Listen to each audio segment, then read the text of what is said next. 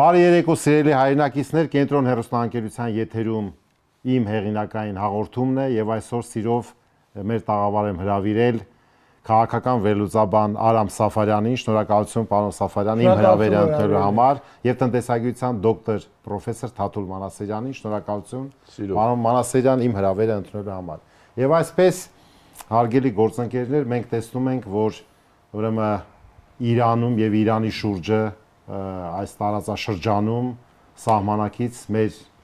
հանրապետության ինչ է կատարվում վերջին օրերի ընթացքում բարդ գործընթացներ են, անցանկալի գործընթացներ են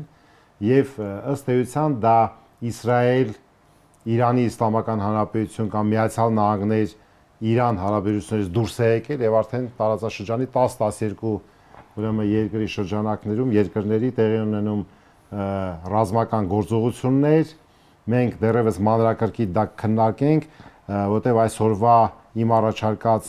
երկու թեմա է լինելու մեր տաղավարում քննարկման առարկա եւ վերջին օրերի ընթացքում, շաբաթների ընթացքում մենք տեսնում ենք, որ առաջարկ Հայաստանի ծրագրի շրջանակներում Գագիկ Ծառուկյանը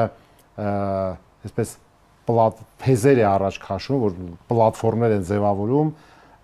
վերջիններից մեկը եղավ երաշխավորված խաղաղության գաղափարը, թեզը եւ իհարկե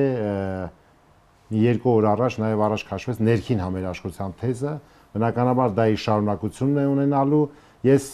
խնդրեի առաջարկեի, որպեսզի մենք քննարկեինք այդ երաշխավորված խաղաղության թեզի հետ կապված այսպես հարցադրումները, որովհետեւ դա շատ ակտուալ է, շատ արդիական է նաեւ տարածաշրջանային այսօրվա մեր գործընթացների մասով։ Այդ տեսեք, բավականին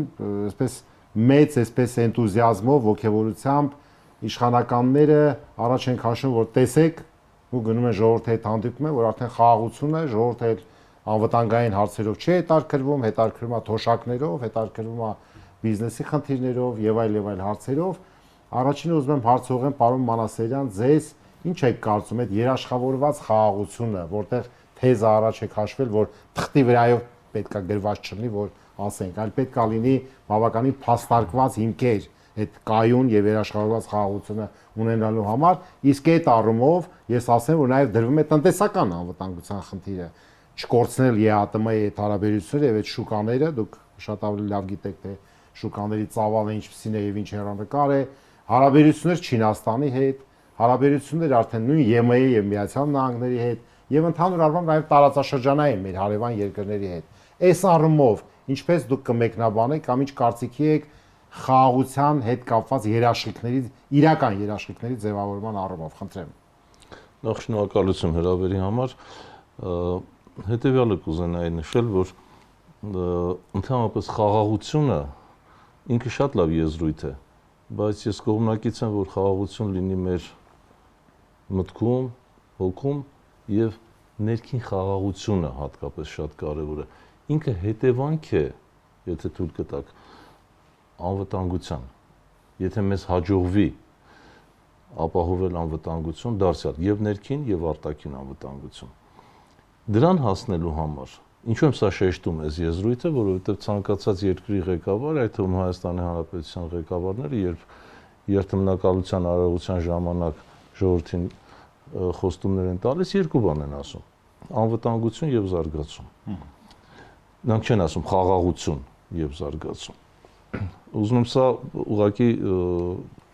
շեշտել։ Անվտանգությունը ապահովելու համար իր հերթին թույլ տվեք սրան մի փոքր մասնագիտորեն անդրադառնալ, որովհետեւ 3 տասնամյակից ավելի ձեզ հայտնի է տնտեսական անվտանգության մասով հատկապես սպառնալիքներն է պետք վերհանել, մշտադիտարկման դաշտում պահել, գնահատել սրանք եւ դրանց կամ վնասազերծման կամ նվազեցման, կրճատման հստակ ծրագիր ունենալ։ Մի քիչ ավելի արհեստավարժություն է սա պահանջում,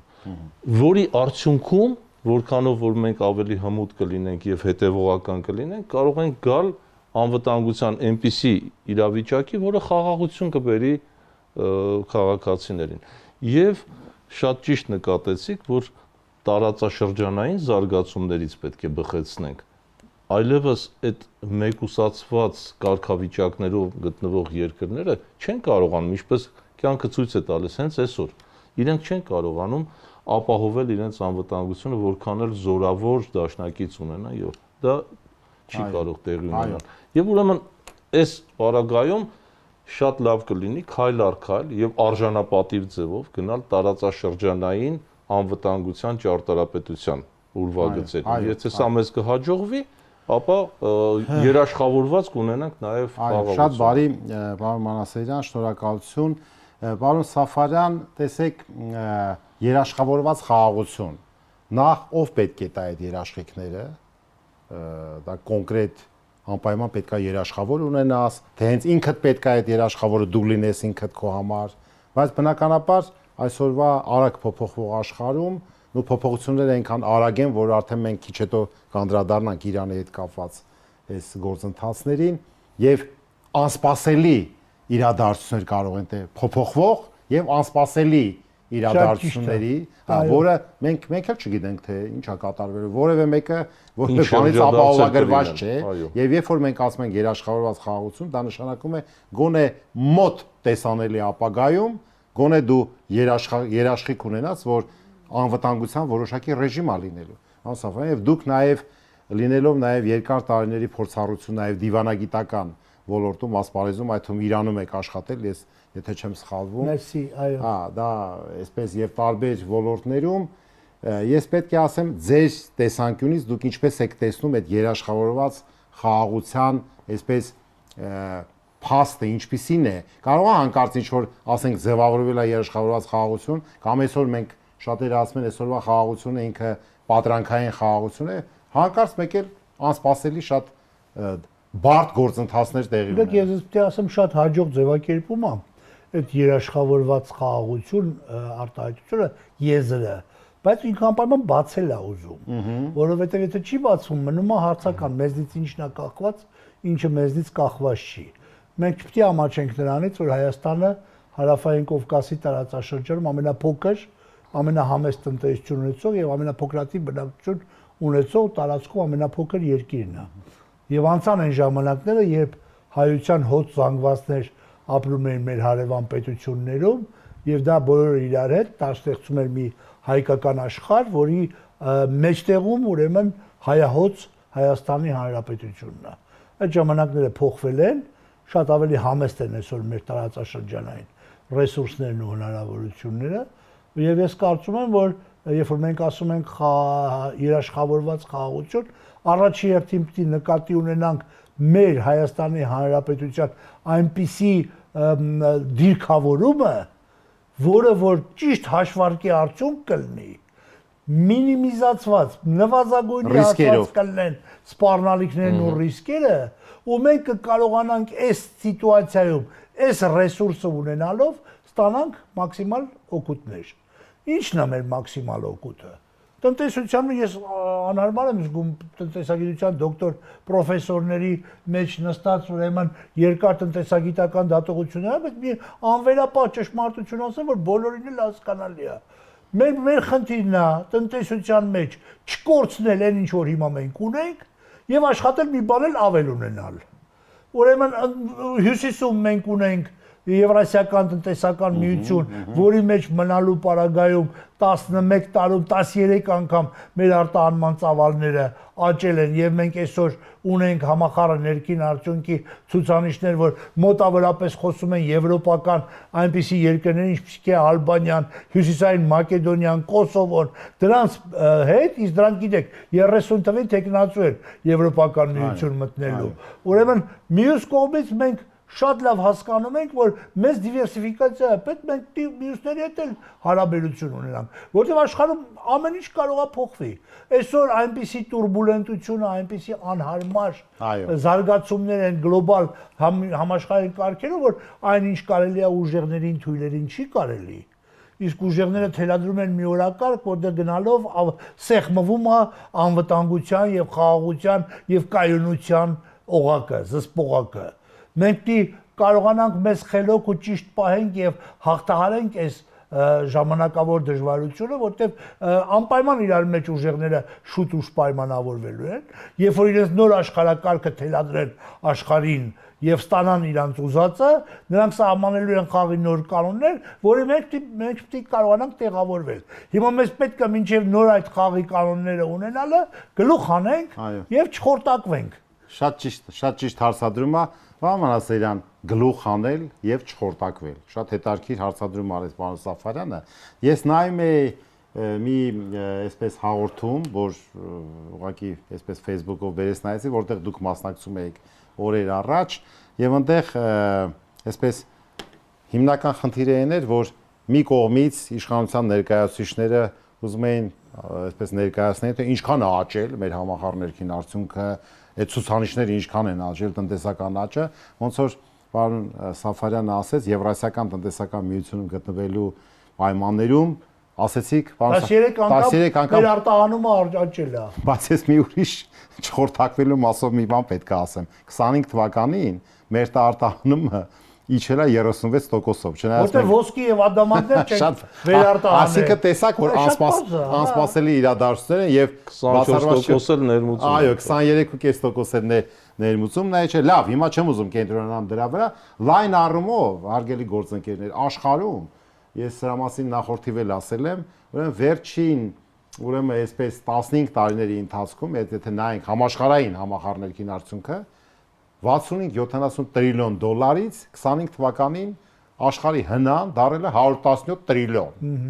Ընդ որում, ուրեմն Միացյալ Նահանգների համախառներքին արդյունքը այդ նույն ընթացքում, ասենք 16-17 տրիլիոնից դարել է 31 տրիլիոն։ Եվրոմիությունում աճ չկա, նա ընդհակառակը խարխափում է, չգիտեմ, կխորտակվի թե չէ, դա մեծ հարցական է։ 1%-ի ուրեմն 21 եւ Չինաստանը 19.5-20 տրիլիոն, հա։ Այսինքն այս որ ասում ենք հսկաները պետք է պայմանավորվեն, ընդունենք Ռուսաստանի դաշնություն 2.5 տրիլիոն։ Սրա մասին շատ եմ ասել։ Հիմա մեր տարածաշրջանի երկրները, որտեղ մենք գտնվում ենք, բոլոր երկրներում էլ աճ կա, հարևան։ Քանի որ խոսք գնաց տնտեսական անվտանգության մասին, որը կարևոր գործոն համարենք, ուրեմն խաղաղության երաշխավորված լինելու առումով, եկեք մի փոքր բացենք տնտեսական անվտանգություն։ Դուք շատ լավ պատկերացնում եք, ուրեմն բարենային անվտանգություն, դրա մասին շատ է խոսվում, ինչու՞ չէ նաև ուրեմն առողջապահական անվտանգություն, նոր թվային տեխնոլոգիաների հետ կապված, հիմա աշխարհը գնում է տեխնոլոգիական անվտանգություն, ասենք այս առումով եկեք հասկանանք մեր տեղն ու դիրքը։ Լավ, ասեցինք մենք ունենք 29 միլիարդ դոլարի հնա արդեն 25 թվին, եւ այդ պարագայում այ մեր այդ անվտանգության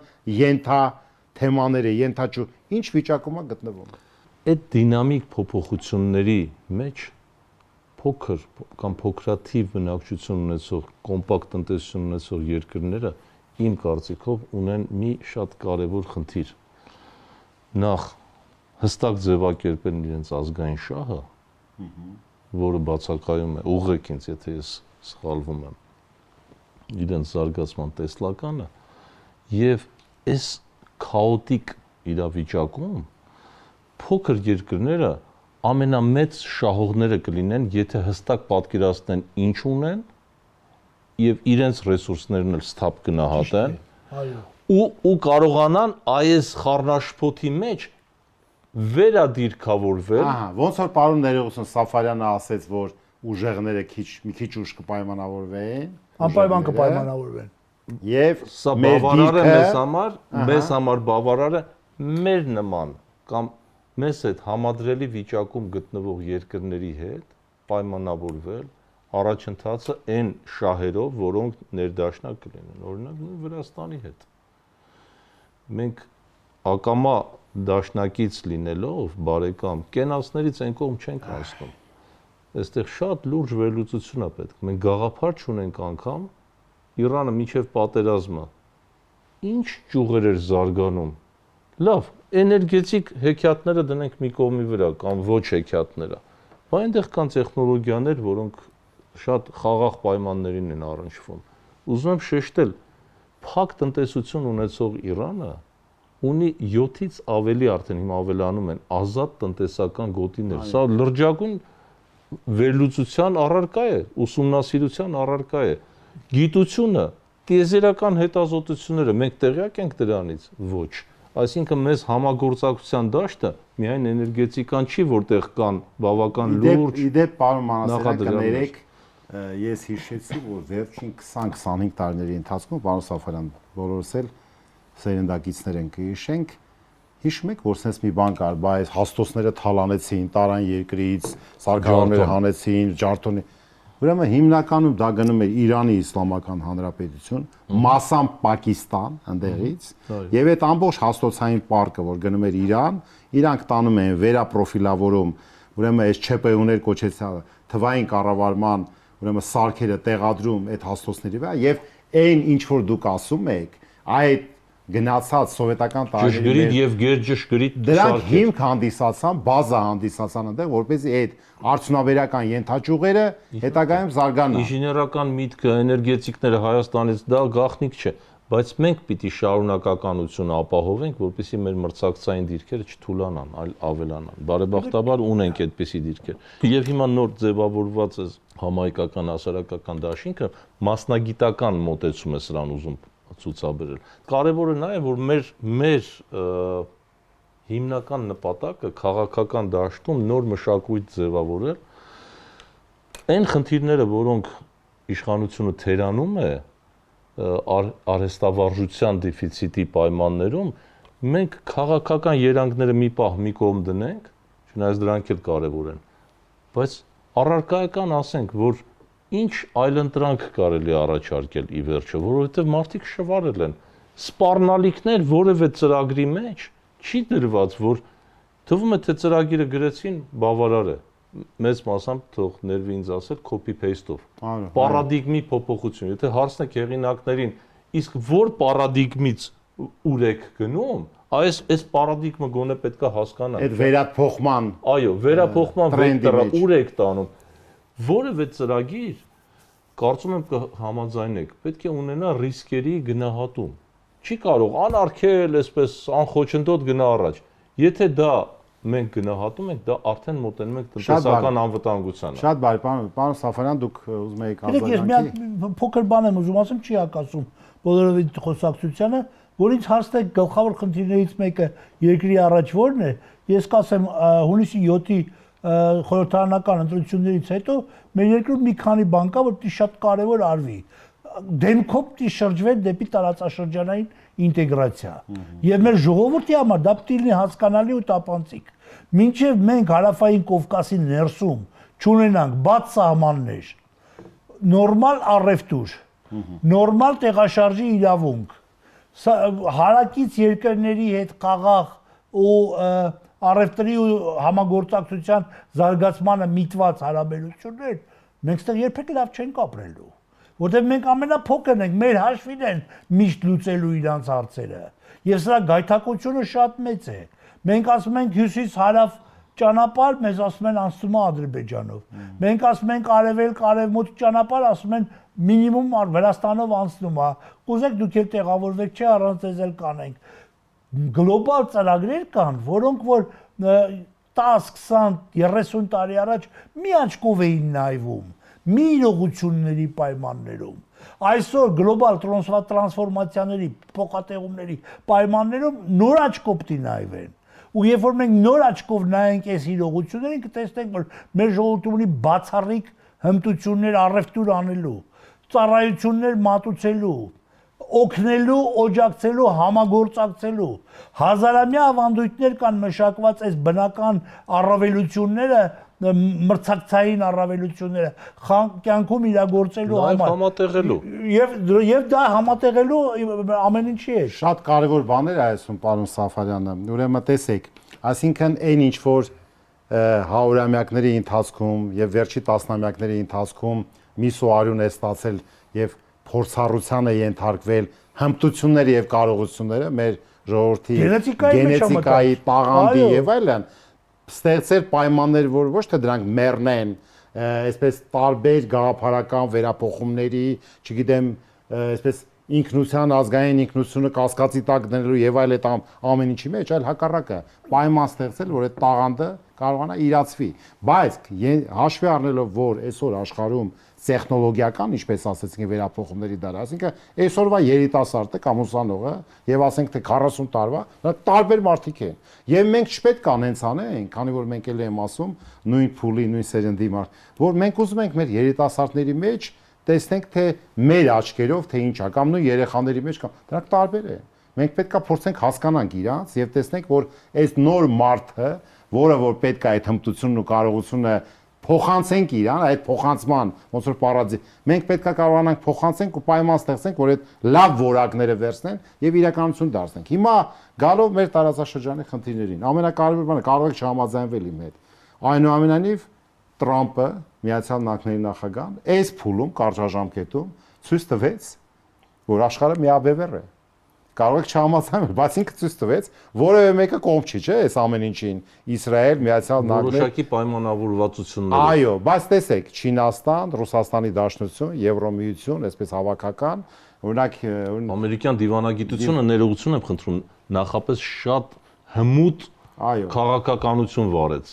Տարածաշրջանի երկրների հետ մաքսիմալ ում հետ հնարավոր էր պայմանավորվածություններ ձեռք բերվեց, որից հետո արդեն գնացին արդեն այս քայլերը։ Հիմա տեսեք, ընդունենք, չեմ ուզում այսպես ասեմ, որ ռուս-ուկրաինական պատերազմ, այստեղ խնդրեմ, որտեղ որ քննարկվում է, որ ոնց անենք խաղաղություն լինի։ Ասենք նույն Անդրկովկասի Հայաստան-Ադրբեջան այդ խնդիրները, Չինաստանի հետ առևտրային պատերազմները եւ այլն, ասենք նույն Մերձավոր Արևելքի երկրները, արաբական աշխարհը եւ այլն, եւ մենք տեսնենք, որ այդ Տրամպը դրեց, ասեց, սենց պետք անում ու ինքը միանգամից դա չեղավ։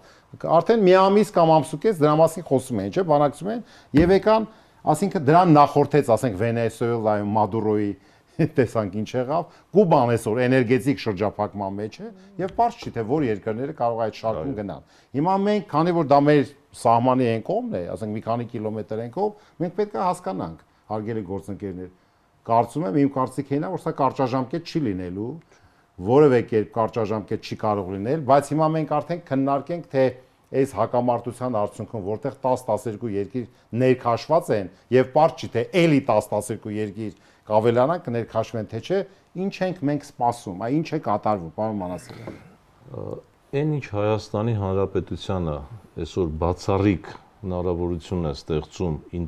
ինտեգրման այս գործընթացներում, դա հետեւյալն է։ Ուշադրություն դարձրեք, շատ կարճ եմ ասելու, նոր սերունդը ամբողջովին գնացել է դեպի այսպես կոչված արհեստական բանականություն։ Նախ թվայնացված բանականություն է, ճշգրիտ եթե ավելի լինենք, թվայնացված։ Եվ գնալով դա հային տրված այդ գենի մասին խոսեցինք, արարչագործությունը մեր գենի մեջ եղած։ Ինքը մեր բնատուր շնորհքը ստեղծելու եւ ստեղծագործելու այս աշխարհում դարձնում է բացառիկ, եթե ճիշտ օգտագործենք։ Այսինքն տեղեկատվության տարապ, արհեստական կամ թվայնացված բանականություն, որ մարդիկ օգտվում են այնպես, ինչպես իրանց տրվում է, բայց ինչպես կարելի է ավելի լավ դա հարմարացնել տվյալ երկրին եւ ժողովրդի շահերին, ահա այստեղ եթե մենք չզլանանք եւ մեր արարչագործությունը ստեղծագործելու ունակությունը կարողանանք գործի դնել, այստեղ այդ վերադիրքավորումն էլ հավելեք, այս քաոտիկ անորոշության global uncertainty են ասում, միանշանակ Հայաստանի Հանրապետությունը կարող է շահեկան դուրս գալ, գումարած անպայման ինտեգրացիոն գործընթացները։ Կարևորը գիտեք որն է, մեր զրույցին հետևելու մարդիկ կարող են ասել, տեսեք, պարոն Սաֆարյանը, պարոն Մելքումյանը, Մանասարյանը խոսում են, որ 13 անգամ 11 տարում այս փաստերը անգամ չեն ուզում ընդունել։ Կարևորը թշնամի ձեռք չբերել։ Առնվազն թշնամի ձեռք չբերել։ Այո, պարոն Մանասարյան, տեսեք, պարոն Սաֆարյան։ Մի քիչ է էլի։ Հա, տեսեք։ Եվ եթե ազգային շահը ունենք, տնտեսական ազգային շահ ունենք, մենք տնտեսական դիվանագիտությունը գործի կարող ենք դնել վերջում։ Այն ինչ որ Տրամպն անում է, նա ասում է ռեսուրսների մասին է խոսքը։ Եվ ինչ է ասում, ռեսուրսները։ Նա այդ դիվանագիտությունը շատ հետաքրքիր եզրույթ ունի։ Ես գործարք կնքեցի։ Այո։ Այսինքն եւ բիզնեսմեն է, եւ կյանքի ասում արդարա թե չէ։ Արդարա թե չէ, գործարք, ասենք կոնկրետիկա, կոնկրետություն։ Ինչի ես ձեզ փող տամ, եթե դիմացը բան չեմ ստանում։ Այո, շատ։ Եվ հիմա ես ուզում եմ մեզ տարբեր sense ինչ որ նիշաներով ենք մենք բանանում, տեսեք, մեր քաղաքական խոսվեց ուրեմն հունիսի 7-ից հետո թե ինչ ենք մենք սպասում մեր երկրում, բայց միջև հունիսի 7-ը պետք է հասնենք հունիսի 7-ին, հարգելի գործընկերներ, դա Աստծով անփորձանք, այո, կարևոր փուլ է հասնել հունիսի 7-ին։ Ասել հայրենակիցներ, կարծում եմ անպայման հասնելու ենք, եւ այստեղ հետարքիր է, տեսնում եք, որ քաղաքական ուժերը բոլոր անկախ նրանից թե ինչ չափի, ինչ որակի եւ այլն, բոլորը շտապում են հանդիպել երիտասարդների հետ, չէ՞։ Դենց բան չկա, չէ՞, որ դուք տեսնեք, որ հանդիպում թոշակառուների հետ կամ հանդիպում ասեք թե մետալուրգների հետ, հանդիպում, չգիտեմ, առաջինը, չէ, մենք բոլորն էլ գնահատում ենք մեր Աստված մեր թոշակառուներին երկար կյանք տա, որևէ մեկը որևէ բան չի կարող ասել, դրանք վաստակած մարդիկ են, բայց երիտասարդների հետ ինչու առաջինը երիտասարդների հետ, ուզում եմ տեսնել այս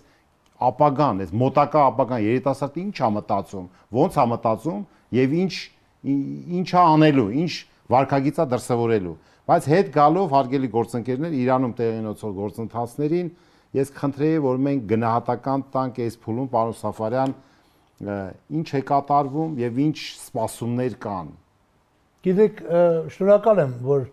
ինձ ցայն տվեցիք այս թեմայով արտահայտվելու, կաշխատեմ շատ կարճ, բայց կարևոր բաներ ասել։ Նախ երեկվա դրությամբ 17 երկիր ուղղակի ներքաշված է ռազմական գործողությունների մեջ։ 17 երկիր այսօր փնտրում է հնարավորություն այս տհաճ դառը, եթե չասեմ ողբերգական իրավիճակից ինչ որ կերպ դուրս պրծնելու համար միջնորդներ են փնտրում, փորձում են ազդել Ամերիկայի Միացյալ Նահանգների վրա, փորձում են վերականգնել բանակցությունները ուժային մյուս կենտրոնների Չինաստանի, Ռուսաստանի հետ, որպեսզի աշխարհի ուժեղները ազդեն եւ ուրեմն այս արճակատումը 17 երկիր ներկայացած ինչ որ կերպ հանգուցալուծվի։ Ես հակված եմ կարծելու, որ երկու բան մենք պետք է աչքի առաջ ունենանք։ Առաջինը Իրանում իշխանությունը միշտ եղել է շատ զգայուն եւ բծախնդիր, թե իր հարևան երկրներում ով ինչպես է Իրան վերաբերվում նեղ վիճակներում։ Եվ մենք պետք է մեզ չպահենք այնց, որ վաղը մյուս օրը իրանցիները մեր երեսերով տան, որ երբ որ մեր երկրում վիճակը վատ էր, դուք այսինչ բաներ արեցիք։ Մեր մեջքին մեր դանակ խփեցիք։ Այս մեկ, եւ երկրորդը ես կարծում եմ, որ շուտ ուշ սկսվելու են նախագահ Տրամպը հայտարարել է 4 շաբաթ ռազմական գործողությունների շարունակման հնարավորությունը։ Ես կարծում եմ, որ կսկսվեն դրանից հետո բանակցություններ եւ ինձ թվում է, որ իրանական կողմը ավելի զիջող եւ իմաստուն կգտնվի այդ բանակցություններով, նոր փուլ է սպասվում։ Երկու բան։ Առաջինը ես բացառում եմ, որ Իրանում կփոխվի իսլամական հեղափոխության քաղաքական համակարգը, որտեղ այդ համակարգը ինչ էլ որ ասեն շատ կենսունակ է, ինչքան էլ որ միլիոնավոր իրանցիներ շահին սիրող ցույցեր են անում Ամերիկայում, Կանադայում, Գերմանիայում, ուրիշ երկրներում, ինչքան էլ որ իրանական ընդդիմադիրները փախած վտարանդի կատարում են իրանց գործը, Իրանի ներսում ամուր ռեժիմ կա, կրոնի հիման վրա եւ ումմայի համայնքի,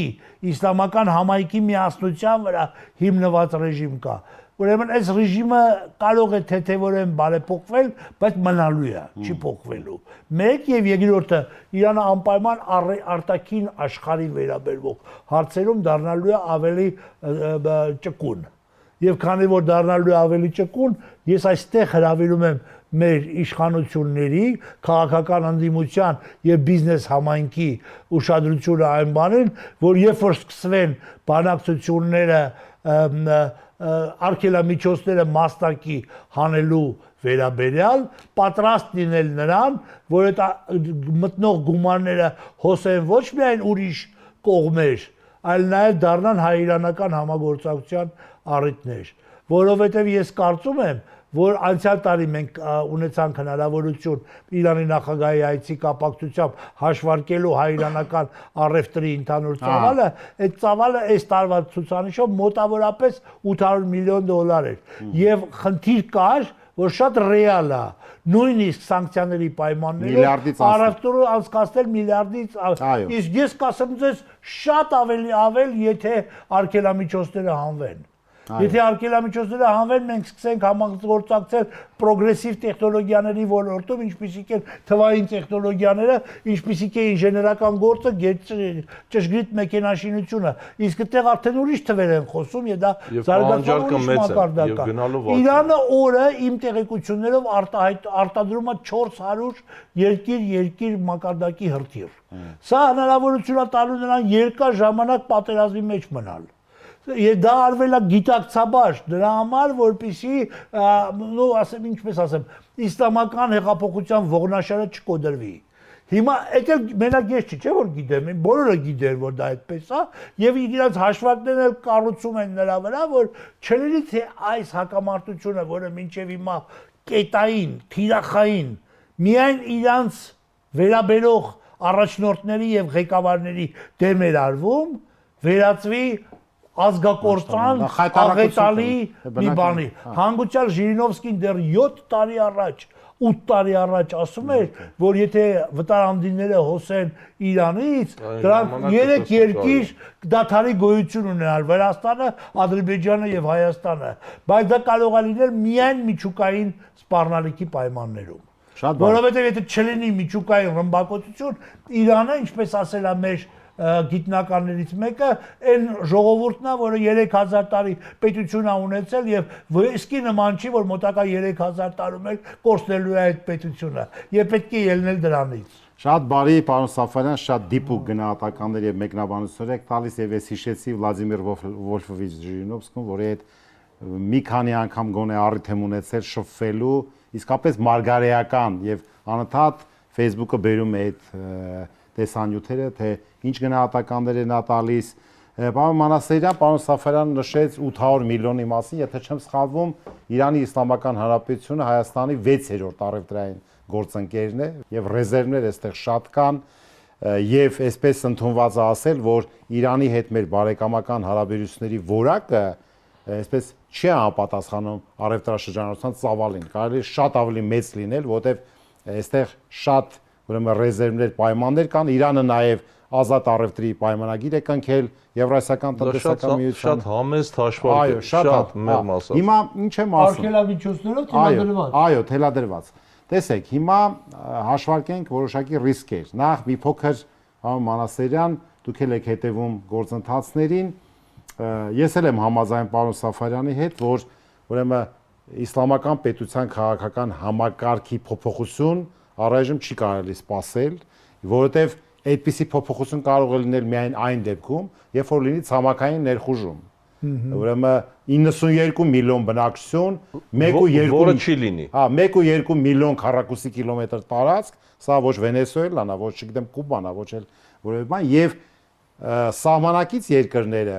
Իրաք, Աֆղանստան, ուրեմն Պակիստան, դե Անդրկովկասյան մեր հանրապետությունը, Թուրքիա, անհնար է, դրանք որևէ մեկի միջոցով անհնար է ցամաքային ճեղքում, ուրեմն ըստ երևույթին կարելի է ասել, որ այսպես հիպոթետիկ մնում է ուրեմն ծոցից, այսինքն օվկիանոսի ուրեմն կողմից ներթափանցում, բայց մենք պետք է իմանանք, որ դեսանտներով չեն կարող։ Ուրեմն Իրանի բանակը 1.1 միլիոն մարդ է, 1.1 միլիոն։ Միացյալ Նահանգների, այսպես եթե նայենք, ուրեմն ծովային հետևակը, եթե ամբողջ աշխարհից հավաքեն, մոտ 70-75 հազար այսպես մարդ է, բայց դա եթե հավաքես, դա մի լոգիստիկան տենց բան չի, եւ այս առումով օրինակ նրանց այդ Աբրահամ Լինկոլնը ավիակիրը, որը մի 300-400 կիլոմետրի վրա են կանգնած, հիմա գնաց դեպի Հնդկաստանի կողմերը, որտեղ հրթիռակոծման ենթարկվեց, հա, եւ այլ, այսինքն շատ բարդ է, որպեսզի այդ կարողանան ներխուժում լինի Իրան եւ այդպիսի բան չենք սպասում, բայց փոխադարձ հրթիռակոծությունները, մոտորապես թվերը սենց է, բաց աղբյուրներից, որ մոտ 2500-600 հրթիռ ունի ամբողջական այս պահին երևացող Իրանը, բայց իրականում կարող է շատ է, բայց պատերազմի հրթիռակոծության առաջի 4-5 ժամերի ընթացքում այդ ենթակառուցվածքները հրթիռների համար, այսինքն այն սարքավորումները, որից հրթիռները արձակվում են, դրանք մի մասը կարող է շարքից դուրս է գալիս եւ այդպիսի խնդիր կա, բայց հուսանք, որ ինքը դեռևս շատ կենսունակա այդ համակարգը Իրանի Իսլամական Հանրապետության եւ մենք տեսանք, որ ինքը թիրախայր, այսպես կետային ոնց է հարվածում նավթավերամշակման գործարանների վրա, ոնց որ Սաուդյան Արաբիայում, ոնց որ ասենք այդ Հորմուզի նեղուցում մեծ հրդեհներ է հիմա գնում, ասինքն խցա եւ սա բերում է բավականին լուրջ հետևանքների։ Հիմա մենք կտեսնենք, ընդունենք եթե ուզում ենք մեր հանրապետության համար մասին ասենք կամ աշխարհի, ընդունենք դոլարի փոխարժեքը, եթե մենք ոսկին տանում ենք Միացյալ Էմիրություններ, հիմա կանգնել է, վալյուտան գալիս էր, ի՞նչ է կատարում։ Բնականաբար կուրսը պետք է ենթադրենք, որ այսօր չի։ Հորմուզի նեղուցն է փակել Իրանը։ Հա, այդ եմ ասում։ Նավթիգինն է բարձրանալու։ Այսինքն այդ ամեն ինչը ինչ որպես մասնագետ, որպես փորձված գործիչ, տնտեսական, ես գիտեք ինչ որ ասում են մասնագետ, այդ հասկանալի է, բայց մենք նաև գործիչներ ենք, ասինքն տնտեսագիտական հրապարակախոսություն էլ կա, որ մենք չպետք է թերագնահատենք։ Որտեղ մի բան է, որ դու ոնց որ այն օրը հաղորդման ժամանակ գնաս ինչ որ ֆորմուլաներ, ինչ որ տեսություններ լոգարիթմ, հա, ինչ որ պրոֆեսոր Մանասիրյանը դրա վարպետն է։ Մի բան է, որ դու տնտեսագիտական հրապարակախոսությունը པարզ մաչելի ներկայացնես, որ ժողովուրդը նայ հասկանա։ Այս ինչ են անում, մենք չենք գնում դասախոսություն կարդալու, չէ՞, այս տիպի տաղավարներում, հա։ Հիշում եք Օստապ Բենդերը հայտնի ֆիլմում ասում է ինչից են վախենում մարդիկ, անհասկանալի բաներից։ Դրա համար զինանոցում իշխանության շատ կան անհասկանալի բաներ։ Ես հասկացա, որ եք տանում, ես պարոն Սաֆարյանի հետ երկար տարիներ եւ ձեզ հետ միասին, գիտեք, դուք ղեկավարել եք հենց այդ հանձնաժողովը եվրասիական, բարեբախտաբար նույն հիմնահարցերն ենք մենք միշտ առնչվել եւ այդպես չի, որ ես ուզում եմ այստեղ շեշտել, թե կանխատեսումները իրենք Ժիրինովսկուն երբ հարցրել են, ինքը ասել է, որ սա ուղղակի բացի ձեր ասած դիպուկ խոսքը մարգարեություն կար բնատուր իր մեջ, բայց ինքը ասում է ես արհեստավարժ եմ, ես մասնագետ եմ, արևելագետ եմ ի վերջո։ Ես վերլուծություն եմ անում, արդյունքում եմ տալի։ Նույնը, գիտեք, վերջի տարիներին կանխատեսումները անգամ համարձակվել եմ IMF-ի, World Bank-ի մյուս կանխատեսումների համեմատ եւ գիտեք, Պարզաբանում վերջի 4 տարվա հնայի աճի եւ տնտեսական ակտիվության աճի ցուցանիշների պարոն Մանասերյանի կանխատեսումները ավելի ճշգրիտ են դուրս եկել, քան World Bank-ի եւ International Monetary Fund-ի որոնք դրա համար ես ոչ մի աղբյուր ինձ չի ֆինանսավորում։ Համեմատած ինչի համար եմ այս ամեն ինչն ասում։ Մեզ համար շատ կարեւոր նշանակություն ունի սցենարների մշակումը։ Եթե մենք, այդ տեսեք, Միացյալ Նահանգները ամենավերջի տեղեկությունները կենտրոնական հետախուզական վարչության, որ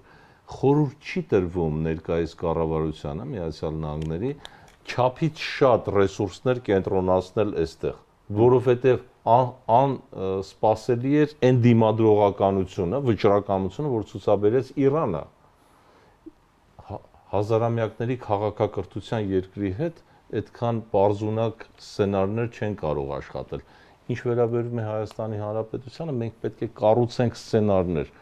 Այն ինչ որ ես մշտապես փորձում եմ ստանալ, եւ մարդիկ վիրավորվում կամ այդպիսի տեսք են ընդունում, որ ինչ եք մեզ քննադատում, ասում եմ սիրելի էկոնոմիկայի նախարարություն, խնդրեմ հաշվարկ ներկայացրեք։ Թուրքիայի հետ սահմանը բացվելու է ոնց որ թե մոտ է։ Այդ դեպքում մենք ինչ ենք շահելու, ինչ ենք դուժելու, գուցե շահելու ենք, մի քիչ սրտապնդվենք, գոտեպնդվենք, ասենք ինչ լավ է։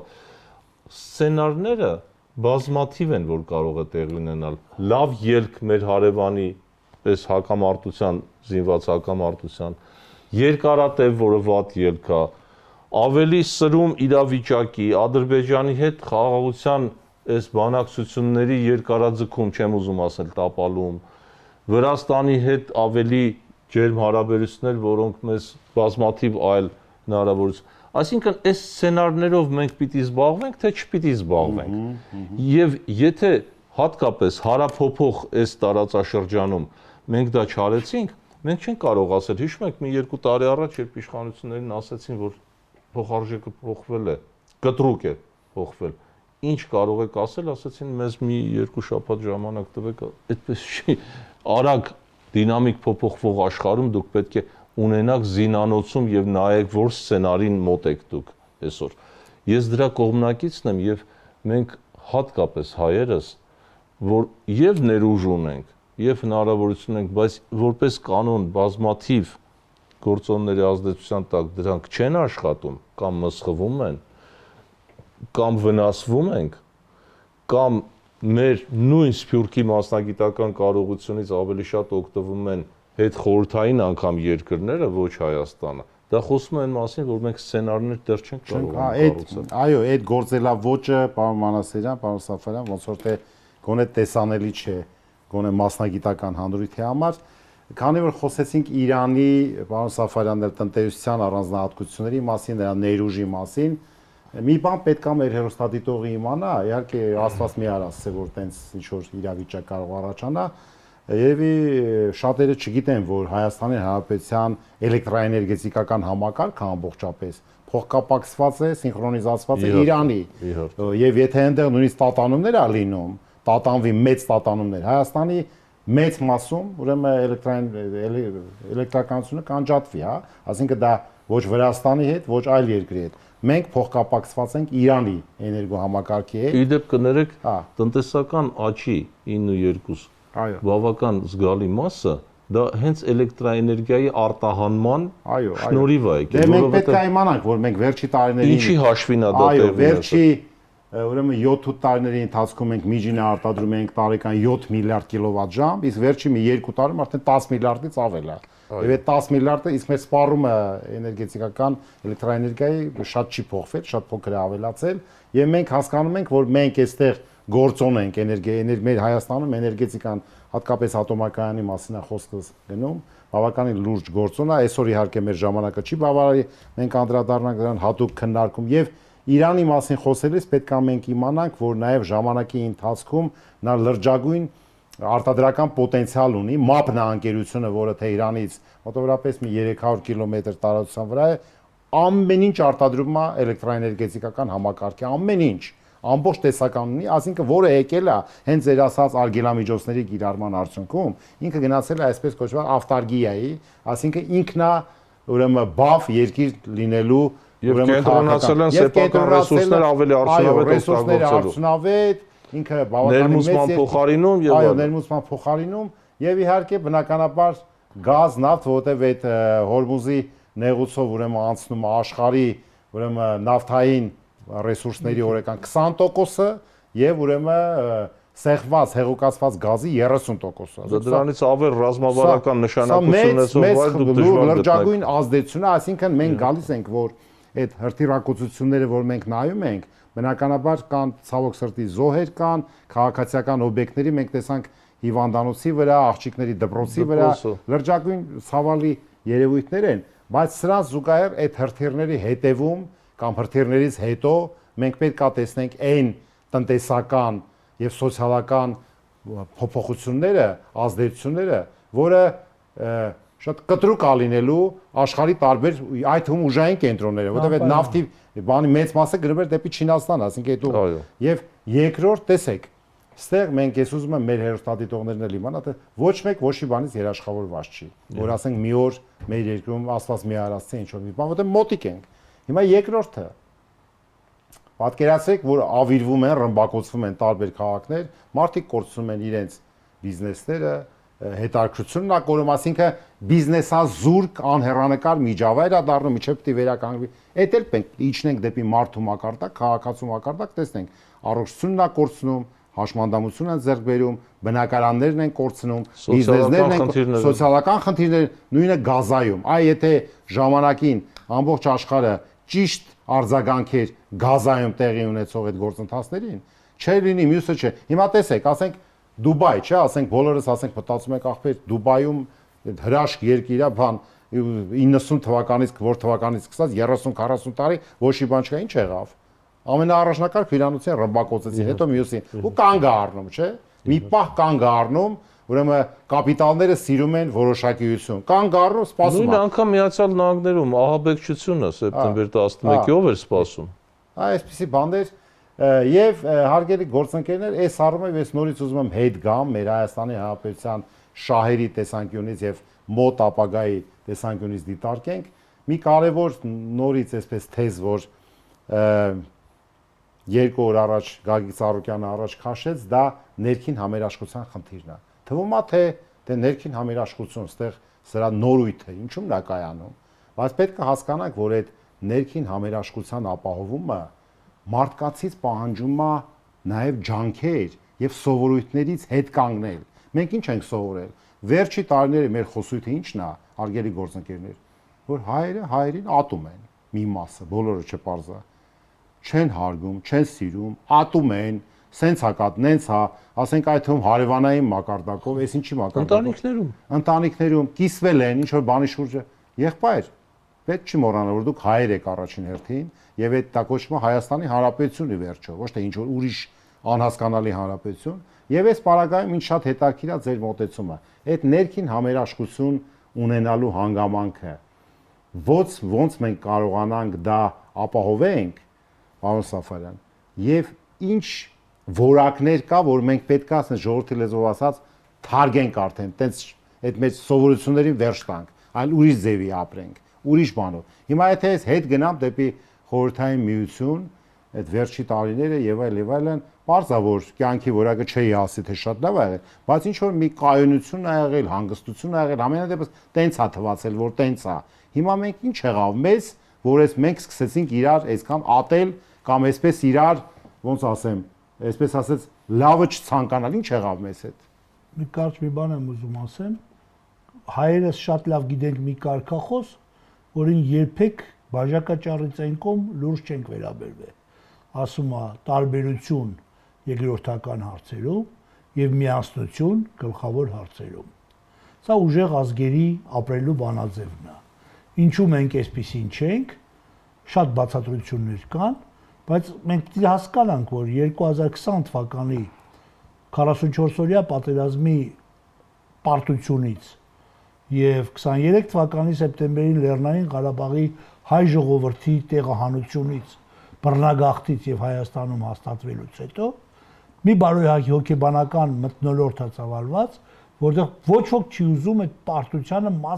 կազմած լինել եւ բոլորը իրար մեղադրում են այդ պարտության մեջ։ Փոխանակ ամեն մեկը նստի մտածի, իսկ հնարավորության 30 տարվա ընթացքում դու ինչ ես արել, որ այդ պարտությունը չլինի։ Իսկ դու ունեիր 30 տարի ժամանակ քեզ ուրիշ ձևի պահելու։ Էլ չեմ ասում փաշտվելու եւ բանակցելու ու հարց լուծելու ավելի շահեկան պայմաններում։ Դրանք ավելի պրիմիտիվ հարցեր, դուք գիտեք, դրա մասին մենք խոսել ենք ժամանակին։ Ես կարծում եմ, որ շատ Հայաստանում լուրջ մարդիկ շատ երկար ժամանակ իրանց հոգու խորքում մտահոգ են նրանով, որ չկա ներսում դաշինք ու համերաշխություն։ Եվ այս հասարակական համերաշխության բացակայությունը ամենակործանար ազդեցությունը ունի մեր պետության ապագայի տեսլականի վրա։ Երբ որ ինձ հարցնեն, թե ինչու սպառնալիքը Հայաստանի Հանրապետության ինքնիշխանությանը, տարածքային ամբողջականությանը եւ կայունությանը չի հաղթահարվում այդ սպառնալիքը, ես կասեմ, որտեղ երկրի ներսում համերաշխություն չկա։ Որտեղ եթե մենք Իսրայելի ժողովրդի նման անտեղին անընդհատ նայում ենք այդ կողմը, բայց 6 միլիոնանոց երկիր է 300 միլիոն մուսուլմաններով շրջապատած։ Եթե մենք ունենայինք դրա մի փոքր մասը, մենք կկարողանայինք հասկանալ, որ երկրի ներսում կարելի է եւ ստեղծել մի մթնոլորտ, որը ապրելու համար սիրելի դարձներ այս փոքրիկ երկիրը։ Փոխանակ պարտության դեպքում բոլորս մտածեինք, ով ավելի շուտ եւ ինչ հնարավորություն ունի այս երկրից փախչելու։ Ես ներքին համերաշխության հարցը շատ կարևոր հարց եմ համարում։ Դա Աստված, որ քարոզարշավի ընթացքում պատասխանատու քաղաքական ուժերը ի վիճակի լինեն միմյանց հետ բանավիճելիս մեր ժողովրդին ցույց տալու, որ բոլոր տարբերությունների, անտագոնիզմների, անհամաձայնությունների, մրցակցության, վիճաբանությունների առկայությամբ հանդերձ մենք ի վիճակի ենք ներքին հարցերում համերաշխ լինելու հանուն մեր երկրի կայունության, կարող է բան փոխվի։ Իսկ եթե չէ, կանխատեսումները մնում են ծայրաստիճան աննպաստ եւ մռայլ։ Բրավո, պարոն Սաֆարյան, ես լրիվ կիսում եմ ձեր հարցադրումները, շատ ճիշտ տեղին ձևակերպումներ, ոչ շատ այսպես երկարատև, ոչ շատ պարզունակ, հա, ասինքն մի բան կա էլի, որ ես ուզում եմ ասեմ, հետո պարոն Մանասերյանը արդեն կմեկնաբանի։ Երբ որ մենք այսպես դեպի ինտրություն գնում ենք, կարող ասեք կապված է թե չէ։ Միշտ տարբեր գործիչներ, այդ թվում իշխանական падգամավորներ, ում հետ ես խոսել եմ, այսպես են ասում, որ դուք մեզնից մեր ժողովրդին լավ չեք ճանաչում, որ մենք ենք լավ ճանաչում մեր ժողովրդին։ Ճիշտ է։ Հա, որ մեր ժողովրդին մենք լավ այդ իրանց կարծիքով իրանք հիմա ես ուզում եմ մի հատ բառ ասել իրան։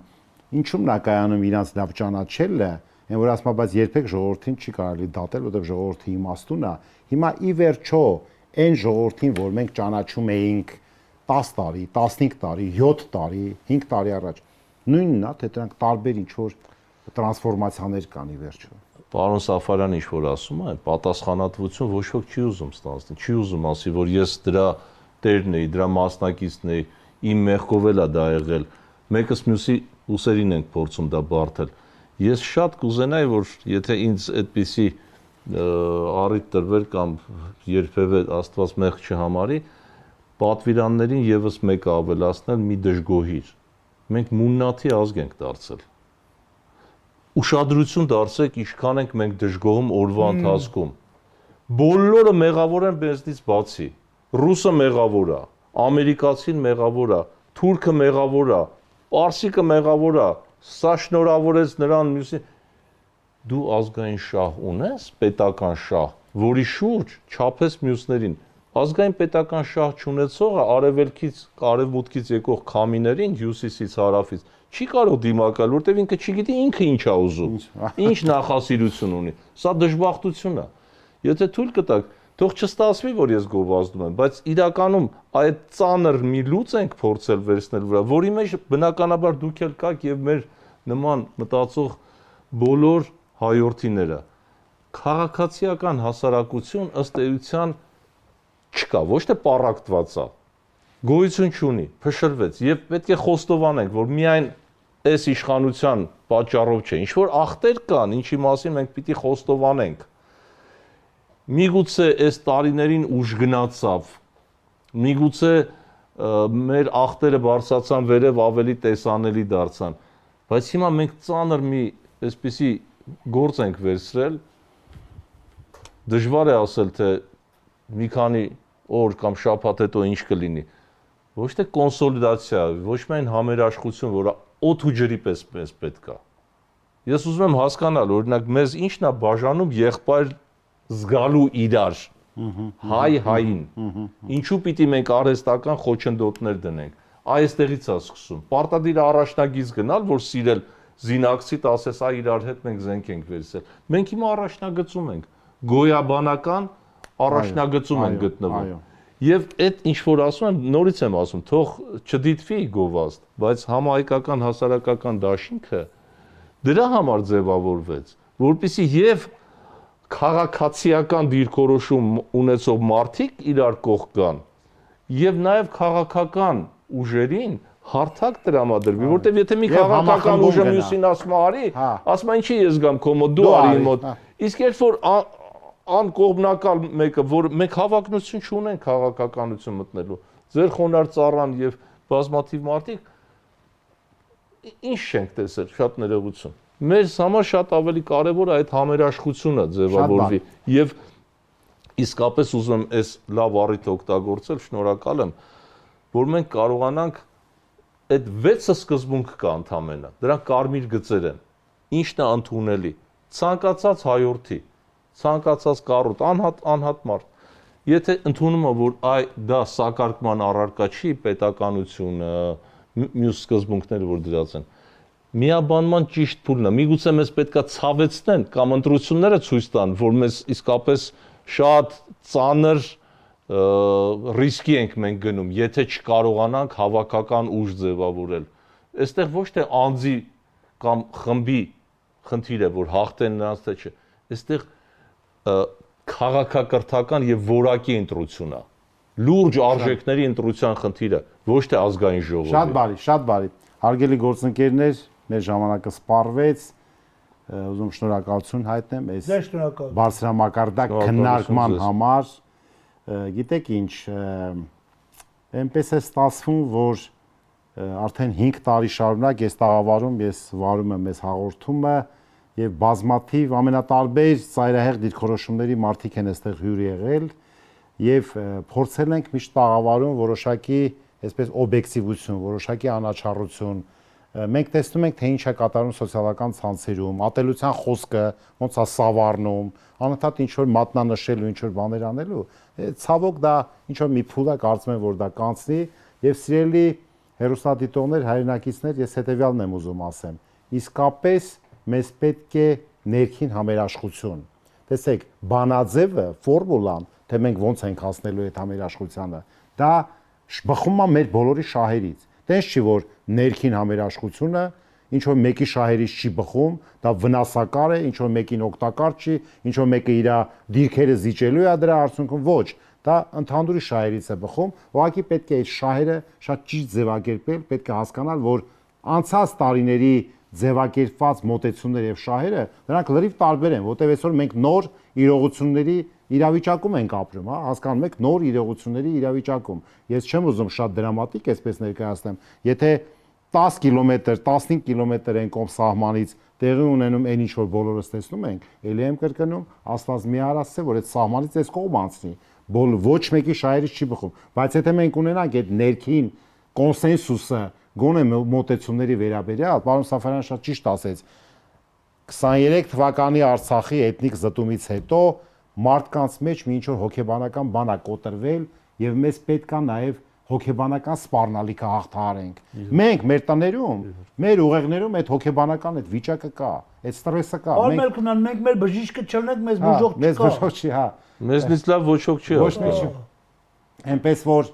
սպասենք, առաջիկայում կարծում եմ մեզ հետարքիր ուրեմն իրադարձություններ են սպասվում, բայց նաև ճակատագրական մեր երկրի ապագայի համար։ Նորից եմ կրկնում ամեն հաղորդմանը,